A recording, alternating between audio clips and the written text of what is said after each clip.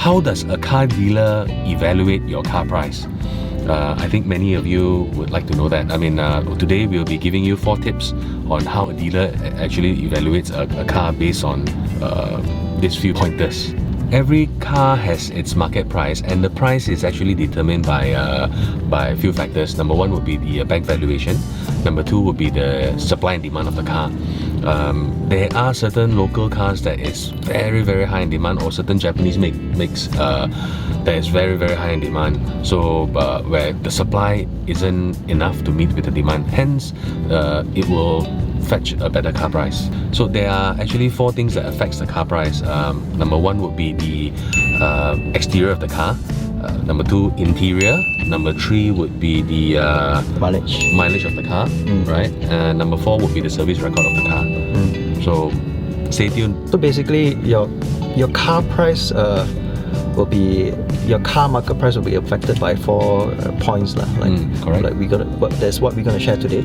So for example, the car price, your market price could be $100,000, and then we will go through this. Car dealers usually go through these 4 criteria, and then your car value will be determined finally by these 4 criteria. That's right. That's right. So point number 1 is? Point number 1 would be the exterior. I guess as a human being, anything that you look at will be the exterior comes first, because that's the first thing you look at. So we, as a dealer, we are actually prepared to cover a layer of paint on the entire car. So minor scratches, minor dents wouldn't affect any car price, but we are actually looking at big accidents, big dents, be it crack on the windscreen, the headlamp, the tail lamp. Those will cause further reduction on the car price. The second thing that a car dealer looks at would be the interior of the car. So I guess if it's some scratches on leather or stretches on leather, or being unclean, or or the car interior is a little bit messy here and there, it's totally fine. But what car dealers is actually afraid of is minor things like buttons, aircon buttons, aircon vents, sunshades, power window buttons. So for example, the menu button that might have some problems or some whatsoever. But the thing is, Mercedes don't just sell this one button. It might come with the whole entire set, this whole piece. So that will definitely be very expensive, rather than we just want to change one. Another example would be the aircon vent. Some of you or certain car makers might just sell one, but some other car makers, they sell everything in set.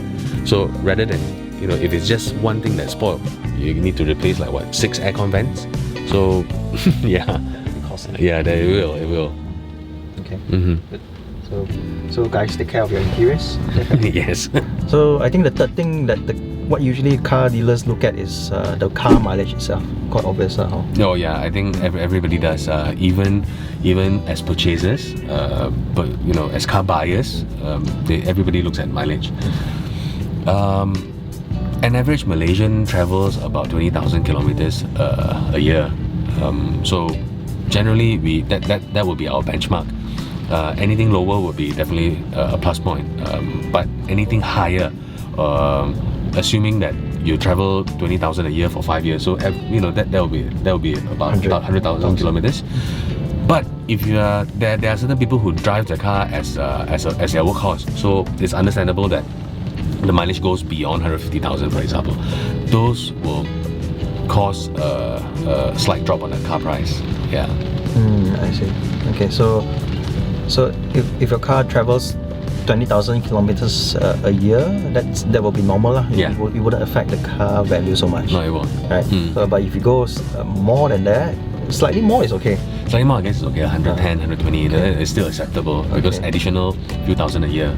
Yeah, but there are people who travel. I understand that there are people who travels up north, down south, doing their sales job and whatnot. And then I happen to see a 6-year-old car that has traveled 200,000 kilometers. Try to keep your car mileage at the reasonable rate lah, like 220 kilometers 20,000 kilometers a year, it's okay. If it's more than that, then expect your car value to drop more than it should. Yeah, lower than average, I would say. Lower than yes. average. Or lower than the market value, I would say. Yes. I think the last point that what car dealers look at is your car maintenance records. Right? Yeah, we do. Yes. I mean, who wouldn't want to purchase a car that has a full track record on when did you service the car, what oil did you use? That will be a plus point. That will be a plus point.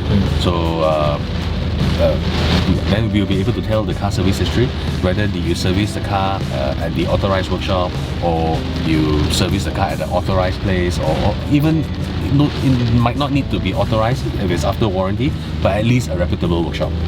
And then people will be able to tell, what oil do you use. I see. So it's very important so whenever you service your car, it's very important to keep all those invoices, all those receipts, because when you want to sell your car, the car dealer actually appreciates the all this document, because it helps with the car value itself. Yeah, it does. And then moreover, even after when we took the car in and we want to resell the car to the new buyer, it helps.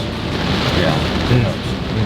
So there you go, guys. Hopefully those 4 points will help you guys in some way. But as a car dealer, we usually do look at these 4 points.